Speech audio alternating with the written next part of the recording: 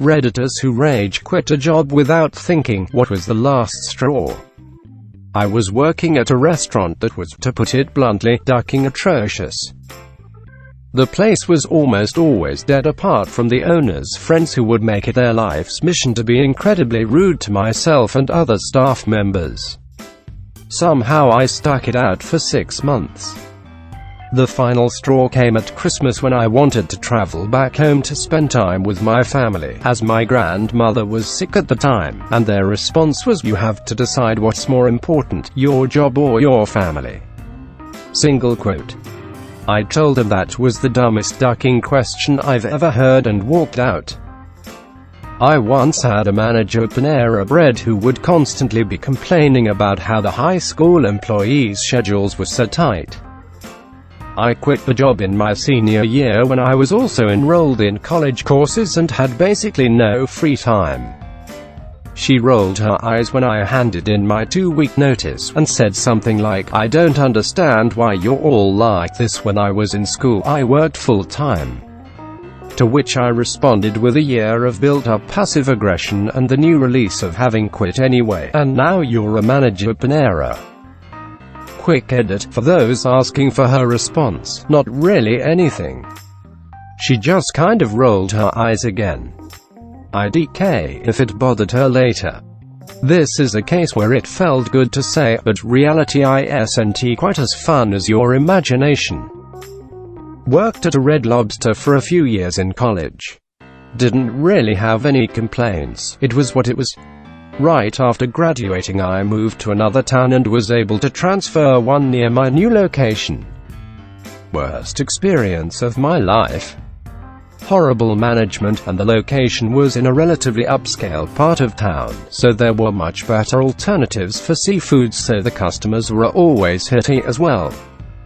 We were required to be in 15 minutes prior to the start of our shift for a pre-shift meeting and changeover and stuff. Thing is, you couldn't clock in until 5 minutes before your scheduled start time. Like every other hitty company, Darden, the owner of Red Lobster, also a very hitty company, wanted to run skeleton crews to save money, so we were always scrambling. So often I would come in and I would already have seated tables, plural, waiting for me. The host manager's mentality was, well, they need to be here 15 minutes early anyway, so if they can seat them 15 minutes early. Nothing seemed to ever clarify why this was wrong on many levels. Well, one day I came in and already had a seated table.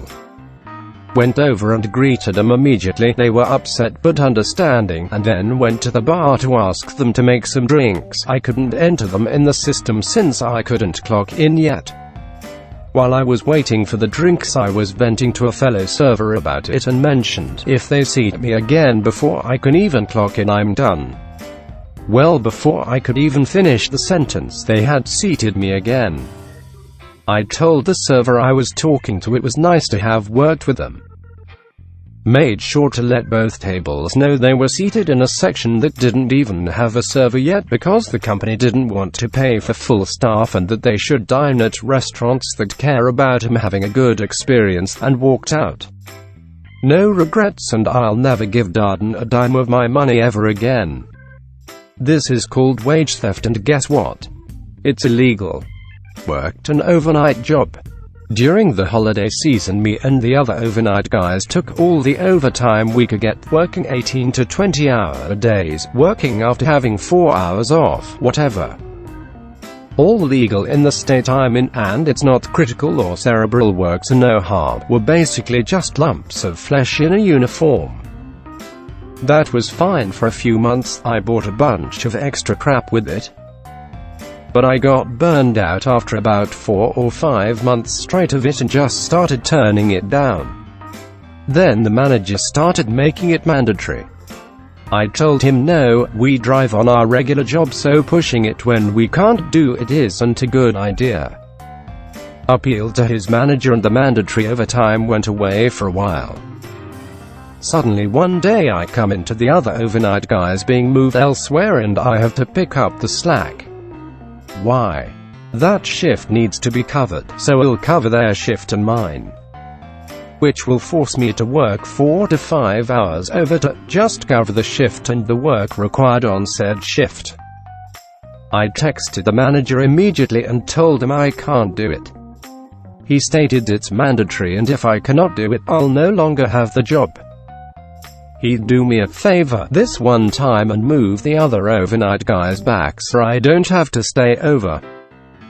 They were legitimately shocked when I didn't show up the next night, or ever again. Inbound cold transfer sales job. You get utility customers from across the USA randomly transferred to get a confirmation hash, but mostly to upsell for cable services. Hated it, would always get pressured to sign up caller for Dish Network even though no one ever wanted it. One day my supervisor sits next to me, listens to every call I'm doing, questioning why I didn't sell 80-year-old woman AT&T U-verse triple play when she said I don't own a computer and I just use an antenna. He freaks out and says you need to get your hit together now. I give him a blank stare, continue to take calls for the rest of the day and ignore everything he's saying. He is storming around, I get 0 cells. I grabbed my phone charger and on lunch never come back. I used to work as a lifeguard. I had injured my shoulder and was in a sling, and they forced me to come into work and threatened to fire me if I didn't. I had to guard a pool being unable to swim because my arm was in a sling. Did the pettiest thing possible, sent in my resignation late at night, the day before my morning shift. Have fun finding a replacement, assholes. So this happened 2 weeks ago. I was going out with some friends and I tore my ACL. Told my boss I couldn't come in for a while because of this. I'm a chef, so there's no way I can work with a torn ACL. However, my boss failed to understand that and said that if I didn't come in the next day I would be let go. I quit on the spot. There were a couple things building up to the last straw. Mainly I was the supervisor of my crew, but the boss was getting around to the paperwork that would confirm my title change and pay raise for 3 months. Also, I was supposed to get full medical benefits, but the day I quit the benefits were in the mail, so just wait for 7 months. The last straw was when the company had approaching deadlines and the scumbag management staff was getting desperate. They kept cutting out everyone's breaks and harassing people out of filing first aid reports. Someone on my crew was starting to get heat rash, working in summer in the middle of a heat wave, but the boss was standing in the shade glaring us down so we wouldn't take breaks. After my coworker collapsed, I stopped everything and ran to her side to help. The boss came up and said, "Oh, hit heat stroke. Take 5 minutes, get water, get back to work." So I exploded and told them to go duck themselves, and they're as bad as a manager as they are a person, and they can't treat people like that. I helped my coworker gather her things and I gathered mine and I drove her to the hospital and I never went back. I immediately filed a safety breach report with WorkSafe BC telling them of every safety rule they broke.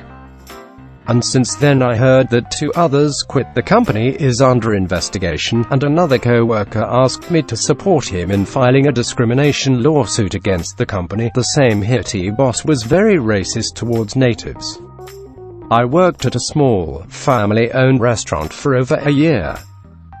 All I did was wash dishes. The owner hated me and always made my shift miserable because her creepy husband loved being around me and talking to me, and she accused me of hooking up with him more than once. My last straw was her calling me a filthy whore in front of not just my co-workers, but also some customers. I was 15. I worked at a gas station deli, and right before I went in for my shift, my mom called me to tell me my sister had been rushed to the hospital and that I needed to go there to be with the family. I called my manager and they said to find someone to cover your shift. I called a few people and one person said they would come in and cover my shift. I called manager back and let him know that so-and-so was covering my shift, and they said okay. I came in 2 days later for my next shift and the manager starts flipping out on me how they were ducked because I didn't show up for my shift. I proceeded to remind him that I had to go to the hospital for my sister and that so-and-so was covering my shift. She then proceeds to tell me how so-and-so didn't show up, therefore it was my fault and that I cost them money and all this bull. I was like, are you ducking kidding me? I'm sorry you were too methed out to remember our call, but I had a family emergency, so duck you and duck this place. I walked out the door and proceeded to duck them one more time. My wife was about to give birth, and I took the job as a temp thing, was only there for 3 weeks, it just moved to the city. Worked there while I continued to look for an office job in engineering. The super I called to let know my wife was having contractions and her water broke told me to get to work and that the baby wouldn't be born till later anyways. I said no, I'm driving my wife to the hospital now, and he told me to get the duck to work. I simply said I quit and hung up on him. 10 days later I found a job and have been employed here for 4 years now. When I first moved to NYC I got a bartending job at a pub in Williamsburg. The manager was always MIA and the staff was usually left to their own devices. One weekend a huge blizzard hit the city. I had made it into work when the city declared a state of emergency and started shutting down the trains. I called my manager to tell them the trains were shutting down and the staff wanted to leave and catch the last trains home before it was too late. He said no and to stay. At this point the snow was getting deep enough to make opening the front door difficult. I texted my manager that we were leaving and we packed up and closed the store. The next morning the manager texted to say that we were opening for brunch despite all the trains being shut down. I told him I couldn't make it in, so he said he would come pick me up in his car and asked for my address. I gave him a fake address, turned off my phone, went back to bed and found a new job later that week. Was working my second job as a welder, booked 2 weeks holiday paid for a trip to Canada to see the now wife's family. The day before we are set to leave my manager tells me he's going to have to cancel it as he's booked 3 people off on the same weeks. I explained I'd paid out thousands on a holiday. He then said I booked mine last so I'd have to lose it. I spoke with everyone on site yet no one else had holiday booked. I went to our and he was called in to explain. He came out with the same crap. I backed him up. I said okay, got up and walked off site. 45 phone call missed by the time I'd driven home, 1 voicemail demanding I get my ass back in or I'm fired. I called the owner and explained I'd quit and my reason. Turned my phone off and went in holiday. Aftermath. I returned from the holiday to nearly 50 voicemails from manager, telling me I'm in deep hitty CT and should watch my back when in public. Sent him all to a solicitor and police in case anything happened, along with sending former boss everything. He was dismissed and I was offered his job as I'd been there longer than most of the team. Didn't accept as wanted to become self-employed and it was the push I needed. I got a job relocating large fully grown trees. The shop workers were talking this company up while I was doing my orientation, saying this place was a feel-good career. First week, we tore down an old house on our tree farm's land. All of the drywall, which is technically toxic because of how old it was supposed to be removed for a fee by the dump. They dug a ditch on a customer's house and buried it on their land when they weren't home. I then was asked to change crews. There were only 2 and the one I moved to had a very high turnover rate. Todd was the boss of this crew. Todd was a ducking dick. He was a 35-ish-year-old man with a 18-year-old girlfriend. He bragged about how he banged her at her family camping trip with her parents in the next tent. About how he cheated on her, etc. He also loved calling everyone names. On my first day with him he called me a ducking loser because I had a RHCP sticker on my car. I had literally zero experience in that field, was hired as a laborer and was made to drive an excavator. Never used one before, got the hang of it pretty okay after a day or 2. I was trying to get it in between two houses that were pretty close together, taking my time. He yelled at me to hurry your dumbass up. I got out of the excavator, threw the key in the middle of the ditch and got in my car and left. I was 18 and working at a movie theater concession stand on an extra busy day. My coworkers made themselves busy doing things that didn't need to be done, like checking toilet paper or organizing candy, instead of helping me with the line that wrapped itself around the stand. One lady got extremely nasty with me because I didn't butter the middle of her popcorn. She was literally screaming at me for it. I looked and saw one of my coworkers just watching me and laughing as they pretended to clean the ticket booth window. I logged out of the POS, walked out of the concession stand, slammed the door behind me, told the customer she was being a complete bitch and didn't need more butter, told my coworker to go F himself, and walked out. I never went back despite him willing to apparently forgive me, because this wasn't my usual behavior. I worked at an animal shelter. I loved my boss, manager, everyone that worked there were like family to me. But the board of directors kept ducking with us, cutting our budgets and hiring people without our knowledge. One day when I was off, my boss arranged a walkout to go complain to the county executive about the unfair behavior of the board and the mistreatment of our staff, including extremely racist remarks towards our manager. All of the animals were taken care of before the walkout, and they were only gone for an hour. We thought things were finally going to get better, but 10 days later the board came in and fired my boss. Most of the staff quit and walked out with him. I wish I did too. Within the next month, the new management let the place go to hit, cats not getting their medications, being given the wrong food, and a massive ringworm outbreak.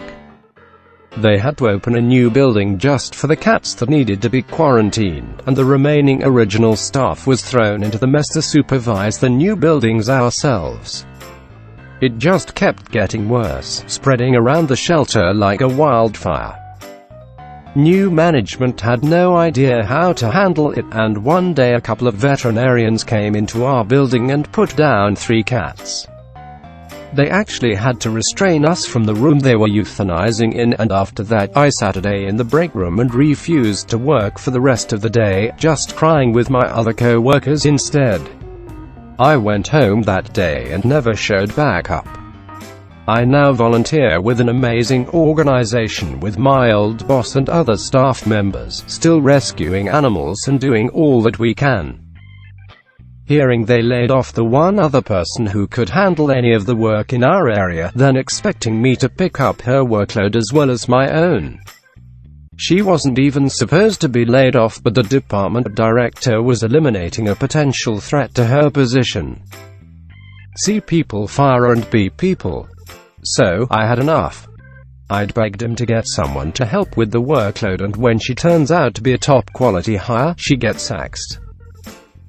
I quit within a few days, and 10 minutes after I told my boss, who realized she'd ducked up in a big way, the CIO has me in his office offering me a blank check. What would it take to get you to stay? Literally in admission, they knew they'd been underpaying me by a significant amount for a critical role in the organization, top of all the rest of it. Possibly the worst thing he could have done in that moment. Last I heard, a year after that, they'd hired 3 people to try to keep up with the work backlog, was still falling behind, and sometime after that the company went under, I think. Good riddance. 1. Was in charge of a deployment of hundreds of computers in a school that had been ordered months before and stored in an open stationary cupboard that everyone could get into. I was there as a consultant, visiting once a week. 1 computer was found to be missing when I was setting them up months later. Was all but accused of being the thief, but never actually accused, which was odd as I was the one that discovered it missing and reported it. It was worth about £100. At the time, they were paying consultancy rates for me. £100 wouldn't have even got me for an hour. I have more computers at home than anyone else I know. I had absolutely no need of some cheap netbook thing for kids. I'd been there for 7+ years, deploying hundreds of thousands of pounds worth of hardware for them. They lost all my goodwill and I started looking for jobs that day and never went back. Moved on to 2. Working for a very prestigious school. Spent years there. The head left. The bursar, second in command, effectively was forced out by the new head. On his way out, he warned me what was going to happen. I was later accused of not doing my job properly, non-specific, which was my warning sign that they didn't understand anything that I did. They paid an equivalent guy at another school more than 3 months' salary to come in and audit my systems for a month. We couldn't stand each other. But I'll give him his due, he did his job. His report was hundreds of pages long but boiled down to, the guy's doing far more than he should be, the systems are far better than should be possible, the school are doing absolutely nothing they should be doing to help and are getting in his way at every turn. There was a short list of recommendations for me, things like formally write down the password rules that the servers use. There was a much bigger section of the entire report that told the school to form committees, plan things properly, manage projects better on their end, give me more time, let me take my full holidays, which they hadn't done in years, pay me more, get me more staff, formalize their requirements, and do all kinds of things they had never bothered to do. I was called before the head, threatening me with all sorts if I didn't buck my ideas up. I was formally given my list of recommendations on and if you don't improve all these by this deadline, you'll be sacked basis. They never published their lists of things they needed to do, but I was informed of them. I made an ultimatum there and then. You fixed the items on your end of the report. Shocked, they didn't realize I'd been furnished with a copy of that the guy you hired wrote, that you paid him to write, and I'll stay around. If you fail to do that, I will sack you, my employer. They agreed. I completed all mine that same afternoon, to the auditor's satisfaction. The deadline for theirs came a few months after. I suspected that they had done little. I booked a meeting. It was postponed. Then cancelled. Then I had it put in their calendar by a formal process. Inside the meeting, they wouldn't let me speak from the start. I let them do the full diatribe. Even down to some guy that was nothing to do with IT there, who walked into the meeting uninvited and who had brought in his laptop to show that nothing worked. However, I had a complete help desk with full history. Not a dicky bird about that unauthorized laptop that I'd literally never seen, and hence would never have been set up to actually work on the network in all the years I'd been there, had ever been filed. Oops. I waited my turn before dropping that on them and then asking them to leave. Then, to the head, I have, as per our agreement, fulfilled every element of your request. Months ago. Correct. They couldn't disagree. Could you point to a single item that the school was required to do that they've even initiated? They couldn't. Not even the official recommendation that says that you must decide who should be on an IT-based committee, when there is one IT teacher, one IT guy, and few others with an interest in such things. You couldn't even be bothered to write 2 names on a piece of paper in several months. Lots of nonsense and excuses. Cool. I understand completely. I quit. You'll have to serve your notice. I will fulfill all my legal obligations. I suggest you get someone to come in tomorrow to do my job, because I won't be here. We'll sue you for breach of contract because you're leaving without notice. Actually, your own report, and your own HR person, who I have literally just visited, says not. You owe me 8 weeks of paid holiday that you have never let me take because I was so overworked, and which your predecessor guaranteed that I could roll over to this year because of that. My notice period is 8 weeks. You'll therefore pay me for the next 2 months, but not see me again. You can't do that. I'd consult a legal expert on that, if I were you. My wife's quite a good one. Stood up, left the meeting, left the building. Never went back. I had literally nothing to go to, but just walked. I was so mad at him for not even bothering. They did pay me my money. A few hours later, a bigger, better place caught wind of the whole thing and hired me on the spot. The school nearly collapsed. A few months later, several former members of staff, who were less prepared than I was, had the same thing happen to them. But they were much higher up, so many of them did the same and then also dished all the dirt they knew to various agencies and ombudsmen. They were investigated top to bottom. Every senior member of staff was sacked, demoted or otherwise removed. The head was sacked. The governors were removed from the school. Pretty much all new staff top to bottom. It was then revealed that that was the second time that head had done that to a school. Don't accuse me of being a petty thief. Don't try to take my job from under me when I'm doing it more than properly. Don't try to just ignore my reasonable requests that you agreed to and think I will forget about. Check your paperwork if you're going to have an official meeting involving trying to get rid of staff. And don't be stupid to the people who know all your dirty secrets. Edit. Wow. Thanks for the golds, etc. It is one of several stories I have about my career, but it generally goes down well only among IT people who understand the techie bits that I deliberately omitted. I've posted this before, but here you go, copied and edited for your enjoyment. I had a job in a salad plant. Those bags of salad mix a lot of restaurants use. I was there for 2 weeks scoring lettuce in front of a conveyor belt, 8 hours a day, pick up a head, slam it, pull the cord, put it down, next. You talk to your coworkers or you plot the downfall of Western civilization. One really sweet lady had been there for 10 years. 10 years on the lettuce line. She got called into the office and was gone for about half an hour. She said, "I won't be here tomorrow." I got promoted. I asked what she'd be doing. Cabbage. I wished her well, dropped my hit and walked out. I feel bad about not telling anyone I was quitting, but I was young and, well, 10 years. That was 29 years ago. Had I stayed, I might be up to carrots by now. I sometimes wonder how my life might be different had I stayed, and in those moments I celebrate every decision I've ever made.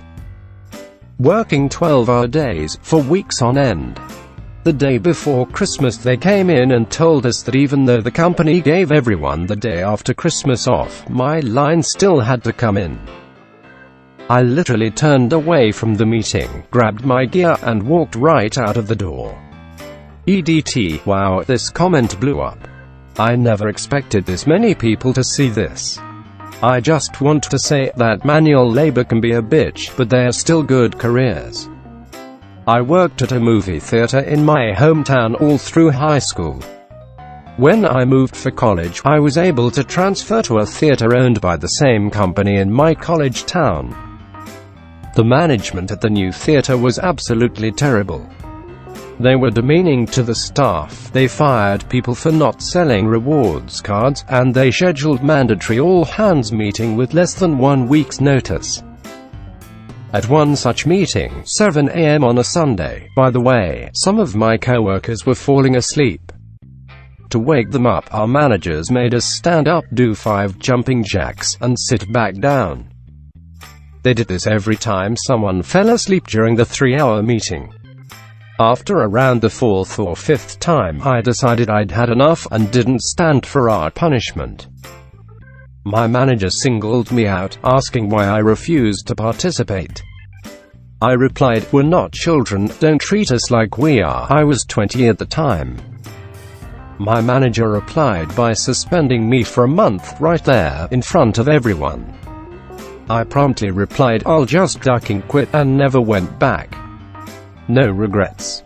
Edit. Obligatory. Wow, this blew up, and thanks for the silver, stranger. Edit 2. I'm trying to reply to as many responses as I can. Also, thank you for the platinum. Told 3 out of 4 managers, one wasn't there that day, that my grandma had died so I wouldn't make it to work the day after tomorrow. I also left a note for the 4th manager, and asked everyone to let him know. During the funeral I got a call from the 40H manager asking where I was. I called him back and explained, and he said okay. Went to work the next day and they handed me a paper saying I'd been written up for doing an improper call-out. I handed the paper back and just left. Please like, comment and subscribe, or don't, it's up to you.